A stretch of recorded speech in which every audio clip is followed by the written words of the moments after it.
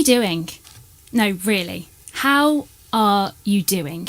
It's a simple enough question, but one that can spark a really meaningful conversation. Yesterday was World Mental Health Day, and as part of a special recording, we had two very special Newsbeat reporters to help. Thanks, Priya. It's great to be here on World Mental Health Day. We're joined by four young people who are doing amazing things on mental health. Why don't we go around and they can introduce themselves?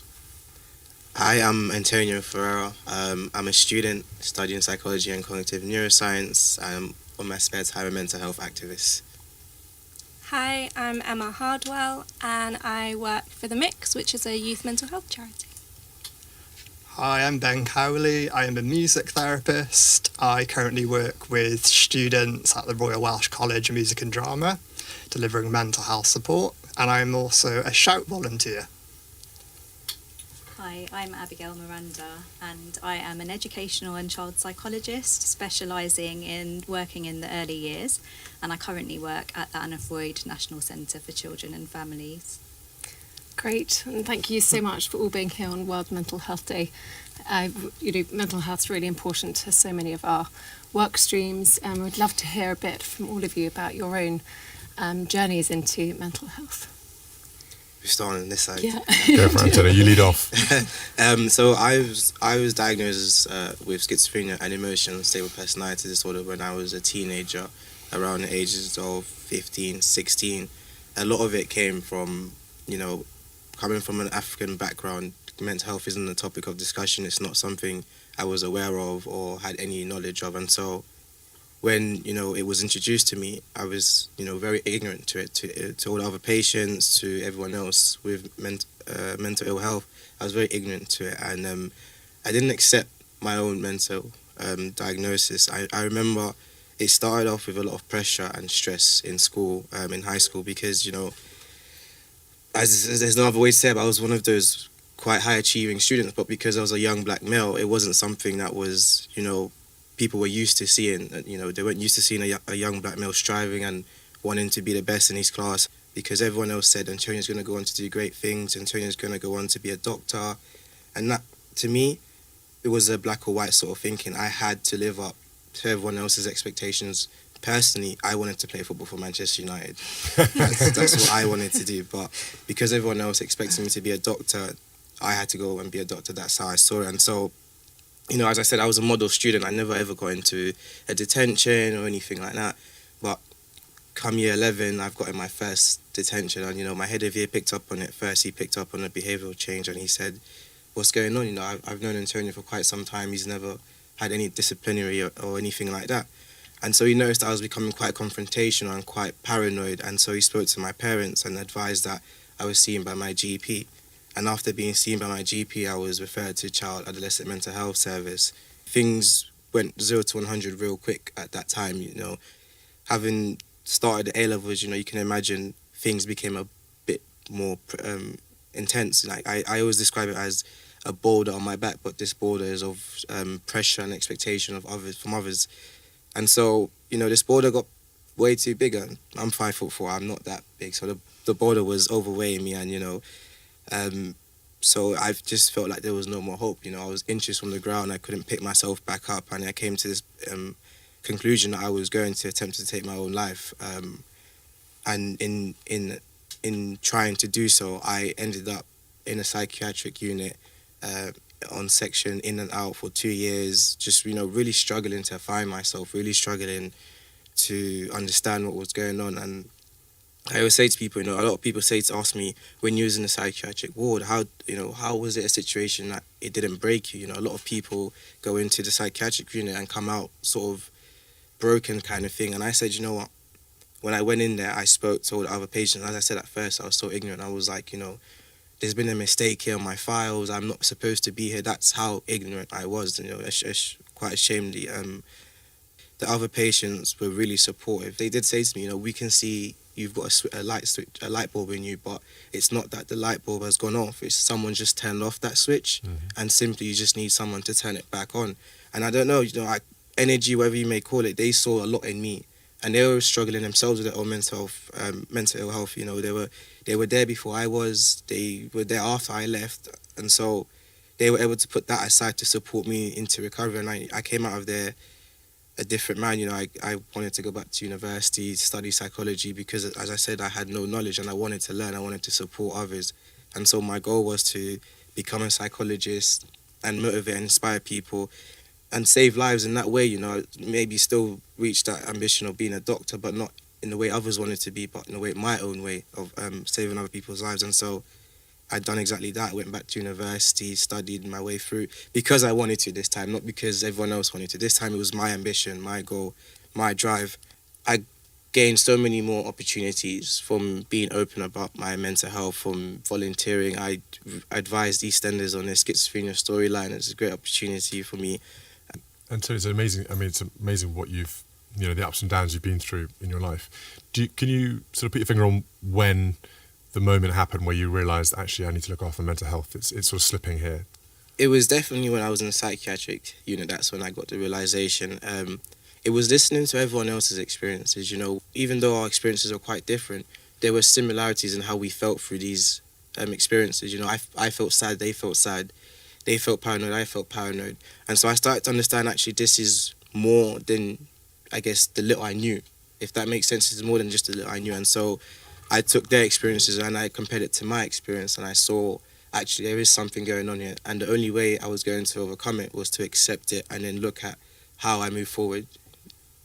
And Antonia, I'm really interested in, had you had chance before that moment to really explore your emotions and feelings openly with other people? Never. As I said, mental health was never a topic of discussion. You know, the two words, I never even knew they existed. I think only now, actually, my friends will speak to me about, you know, their struggles. Back then, we were all struggling in silence. Definitely, we were all struggling in silence. You know, as I said, coming from an African heritage, there was a whole different view on mental health, and there was no conversation on mental health. All I saw at that time was my role models, who were my parents, my mom and my dad. And my dad would always fight for everything, you know, he'd always challenge himself for everything. And I just thought I had to be the same. You know, there was no conversation. And I thought, if my dad can do it, I have to do it, sort of thing. And, you know, as I said, your cultural differences as a young black male, you know, it's statistically proven that we are only sort of helped when we're at crisis point, because it's a thing I call over resilience. You know, we've been made to be so over resilient that we push away those vulnerabilities and those weaknesses. We don't accept them, and then access to services, as you said, you know, the stigma and shame around it as well. There was a few hurdles I had to overcome in this journey. You know, first was accepting my mental health, and two was, how do I challenge these stigmas and misconceptions? And Emma, maybe turning to you now. Obviously, Antonia talks a little bit about crisis points as well. You've worked with a mix, haven't you, for a while, and they're pretty good at identifying people who are at crisis and supporting them. Yeah, so through the mix of services, although we are often not a crisis support, so like Shout would be, but we support young people who are building up to that crisis and having those conversations with them around what are they doing this evening, and how can they keep safe this evening, and what's something that's maybe nice for them to do for themselves when they're in that point, and helping them to access services that may be better suited for their needs at that point, and supporting them to reach out to those services if they are struggling kind of particularly with, say, anxiety or with depression, and supporting them. And Emma, was your are there things that you can relate to from what Antonia was saying about your mental health journey towards volunteering for the mix? Was that something you proactively went through? Yeah, for sure. I mean, my experience of mental health is quite similar and quite different to Antonia at the same time, in the sense of from a relatively young age, I was talking about mental health with friends and family. I was my friend's therapist when we were kind of 10, 11 years old, you know, chatting to each other, always supporting each other in that way. So I've always had a real great interest of helping others and talking about our emotions and talking about our feelings and things. But for me, it was when I was around 14, and even though I'd had all these discussions and things, suddenly it was like a switch had flipped, and like overnight I wasn't as happy and I didn't have as much energy as what I had. And quickly after that I found my friendships and relationships and things breaking down, and that quite quickly spiraled for me. And it was I think a lot of feeling out of control. As I said, I'm always talking about mental health and helping others, but I didn't know what to do for myself at that point. I didn't know how to kind of fix myself and what I needed, or how I could get that. And so it took quite a lot of time for me to kind of continue struggling with my mental health, spending some time in psychiatric hospitals like Antonio, to come to that point of finding the support that I did need, and having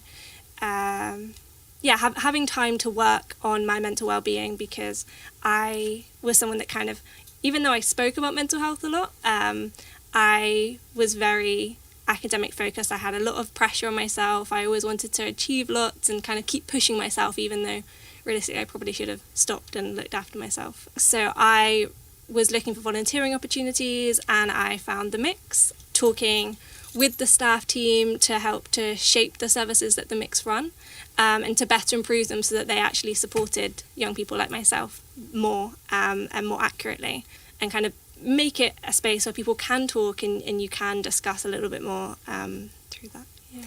It's really interesting. I'm hearing you chat and things about your awareness and your knowledge, I suppose, in mental health, and the fact you spoke about it a lot. Do you feel there's maybe a sort of a lack of awareness of what then to do? So when you are feeling down or when you are struggling, do you think enough people know where to go next? One of the young people who I worked with recently was saying that, we're told to talk, but how? How do we talk about this? And so we were discussing some kind of topic conversations that you could say in the sense of if you notice that a friend's struggling, and you can say, I noticed things a little bit off recently, how are you doing? Or if you're struggling, how can you reach out and get that support? And it can be really hard when you've got all this inside of you to suddenly feel that you need to open up and tell potentially a complete stranger about what's going on. And so how can you kind of bridge those gaps beforehand, and reach out and speak to people who you are close with and who you trust, but then also reaching out to services that are there and knowing where those services are and what service would be best suited for you. We found that some people don't feel comfortable picking up the phone anymore and having a conversation on the phone, but they'd much rather do it kind of over text, or do it text-based, or share within a group space rather than individually.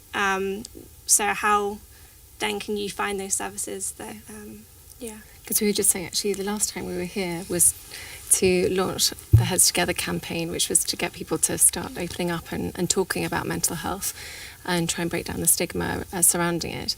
But since then, obviously, we've had the pandemic and everything like that. Do you feel that there's been a sort of a shift in what people are speaking about around mental health around? Yeah, and I think especially we're seeing this younger generation, my generation and younger coming up, definitely less scared to talk about mental health, and it's becoming more acceptable. And I think through the pandemic there was a lot around feeling lonely, and a lot of us were isolated in our houses by ourselves. There was a lot of students who were literally in small university accommodations by themselves through that time, and talking about feeling lonely and what that can then lead to. I think because it's become such a universal feeling that a lot of people have grouped together.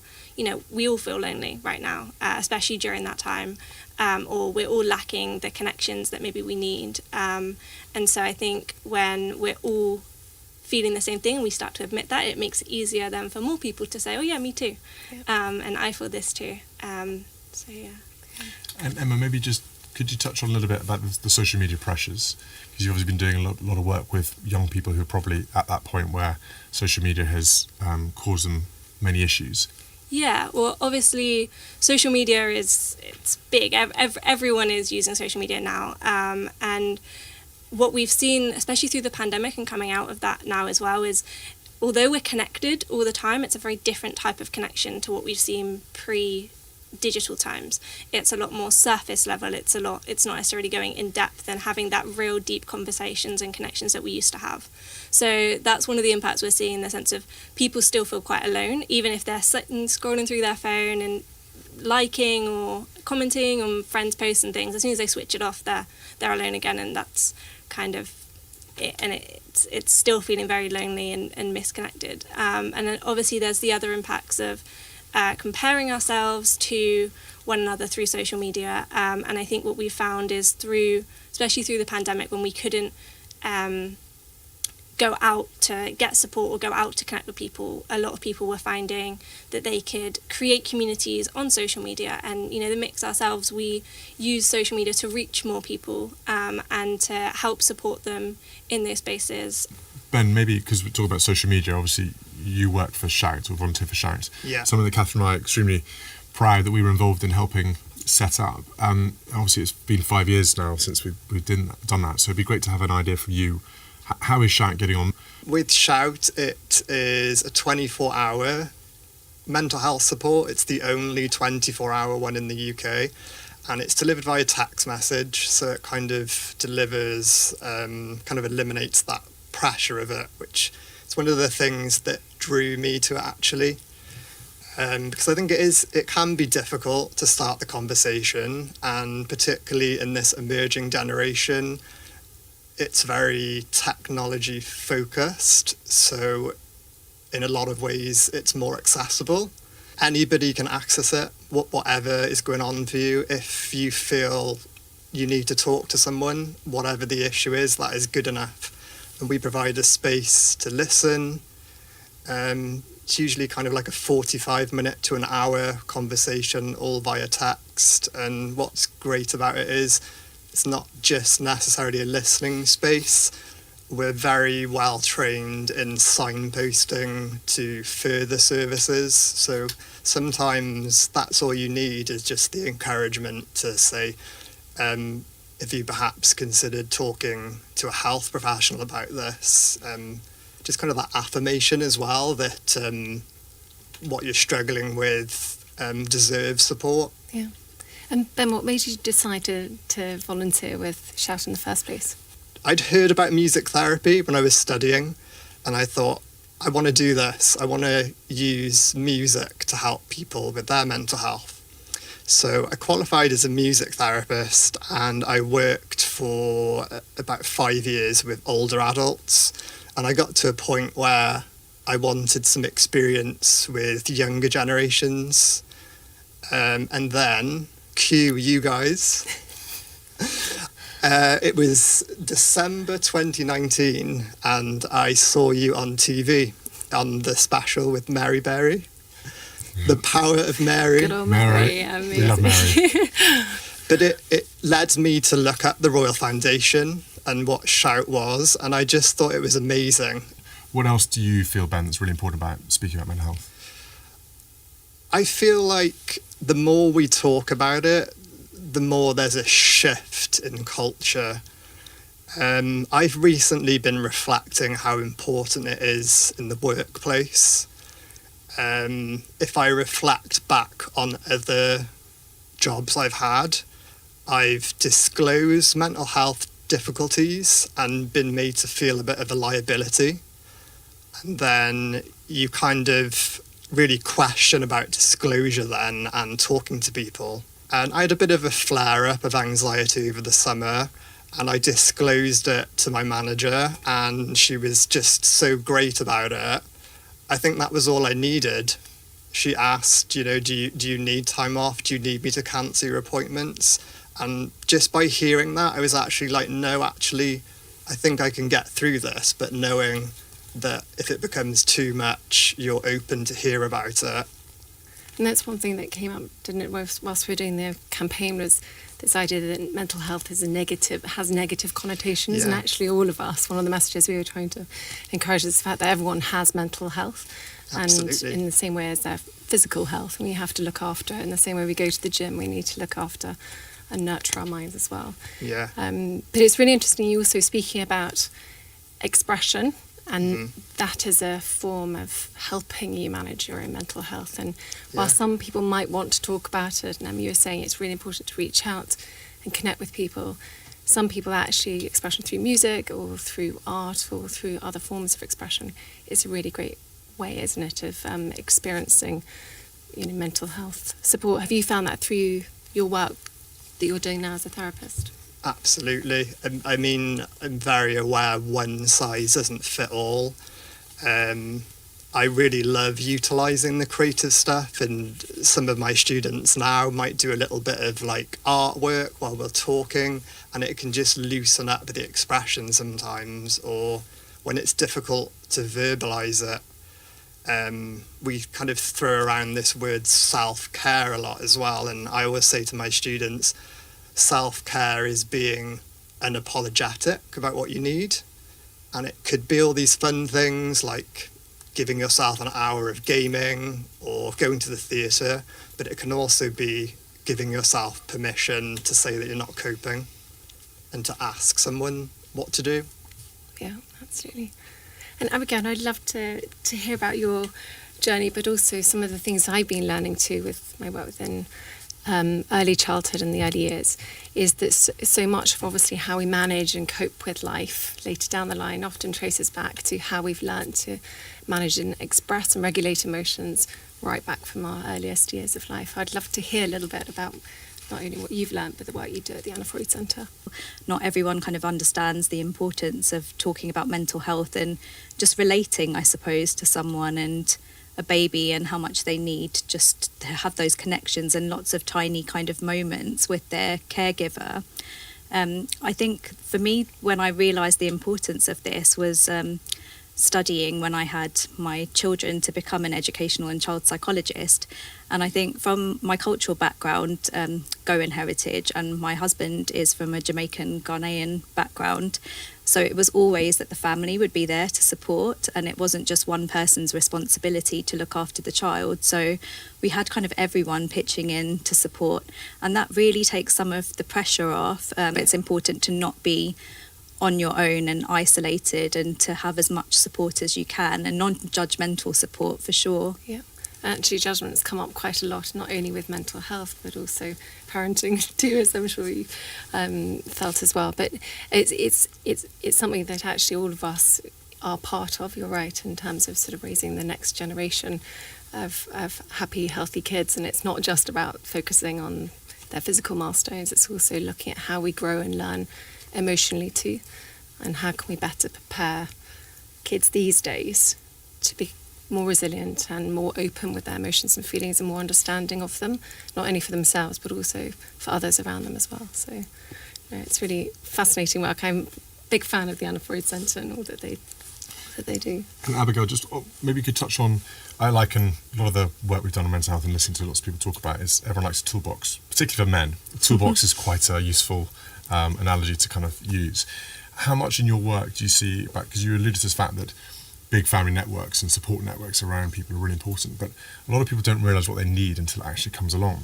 You can be living one life 1 minute and something massively changes and you realise you don't necessarily have the tools or the experience to be able to tackle that. How do you sort of help with the analogy of a toolbox and having that right bit of kit for the right moment? It's to have, I suppose, in your toolbox, communication would be key. And I think kind of some of the myth busting as well around attachment, so around who kind of attaches to the child, because I think there's stereotypes around that it's the mother who really attaches to the child, but we know now through studies that actually any parent who spends a significant amount of time, or any caregiver with the child, will also form similar attachments and have those similar patterns as well. So I think just that, other people can have a role, and a really important role, and that might help people to feel a bit more competent, because I think, as you suggested, you can feel really out of your depth. Sometimes we can take this position as, just needing to keep going and needing to be a caregiver and putting our needs on the back burner. But in your toolbox, I'd definitely say have your self-care in there as well, to think about the things that makes you feel good and makes you feel positive, and to keep those kind of as much as you can with your child. So much of behaviour is some form of communication, and I think sometimes that gets sort of misunderstood and miscommunicated, and actually in a way it's an expression of feelings and emotions as well, and actually being able to find the language to communicate it, not only as an adult but as a teenager, as kids in schools, and then also with parents being able to find ways, even when they're non-verbal, to be able to communicate is really one of the really important foundations really of positive mental health. Yes, I definitely agree with that, and I think I really think about parents who are stressed and have a lot on their minds, because it can be really difficult then to observe those small moments to try and figure out what your child might be communicating to you, and we don't always get it right as well. That's a really important thing to remember, that we don't always know what they're trying to communicate. We can never know. We can just try and have a guess, and even to kind of for the child to understand that we're trying to understand them can have a really big impact. And I think doing all of this with the kind of either imaginary or real audience of people kind of judging how you're doing things can be really challenging as well. So it's about you being quite firm, I suppose, in your position of knowing that you're supporting a child's mental health and well-being by interpreting their behaviour as communication. And Priya, maybe we ask you a quick question as well. You've obviously heard a lot about mental health this morning, and would you agree with what you've heard today and maybe what you've heard from Newsbeat listeners on the subject? Yeah, I mean, I think one of the most amazing things about what we're doing today and what we do kind of every day on radio is just having that conversation. And it's the kind of thing that I think our listeners are always so grateful that we have it on the radio, because whether you're in lockdown and you're by yourself in your home, whack on the radio and you can hear someone who's saying something that makes you realise, I'm not the only one who feels like that. And I think that's one of the really important things that's really important to us in terms of what we do as Newsbeat, and just that kind of strange reassurance of hearing something from a total stranger. And it's humbling when people get in touch and say things and to us and, share how they're feeling with us and be a bit of a community on the radio for them. No, absolutely. It's it's one of those things that mental health gets pushed way down the priority list as so many other everyday events take over, and we've got to find a way of balancing that out so that mental health is always the current theme going on in the background, because if we can't look after ourselves, we're not going to be able to tackle the issues that we feel we have to on a day-to-day basis. I'd love to know, and Priya, maybe the listeners also would be interested as well, as knowing how do you as individuals look after your own mental health? That's a big question. In real world, the first initial thing to look after my mental health is, okay, how do I distract myself from what's going on right now? I know not every day is going to be roses and sunflowers. I know some days I'm going to have to push against the clouds to see that sun again. And I know that when you have a bad day, it doesn't mean it will be a bad week or a bad month. So that's the type of awareness I'm talking about. Coming to accept these things, because when you can accept these things, and on your bad day, what you have to remember is to remain humble and stay hopeful, because after the bad, the good follows, and after good, bad follows. After night comes day, after day comes night, and so you want to keep pushing. You want to however much that hope is, you want to hold on to that hope. You can't always run away from it. It's just sometimes you have to really face them and conquer them, and so with practice there's progress, and that's, I guess, in a nutshell, how it was a big question. Now. Sorry, but there's no right or wrong. That's the thing as well. Different things will work for different people, and it's just sometimes trying, isn't it, as well? That's it. Yeah. Different methods, different opportunities that arise as well to help best support you. Exactly. Great. I'm conscious we might run out of time, and Priya might say this is the worst Newsbeat production by two interviewers she's ever seen. Do you know what? You can come back. This seat, I've kept it warm. I think you've done a very good job. You can come back. Carry on. Well, as we said at the start of the special Newsbeat, this is all about having a meaningful conversation on mental health, but it shouldn't stop here. Yeah, absolutely, because talking about mental health is so important, and it's definitely the first step for us all, is to keep talking, having those conversations and reaching out for help. It's been great chatting to you guys. Thank you very much.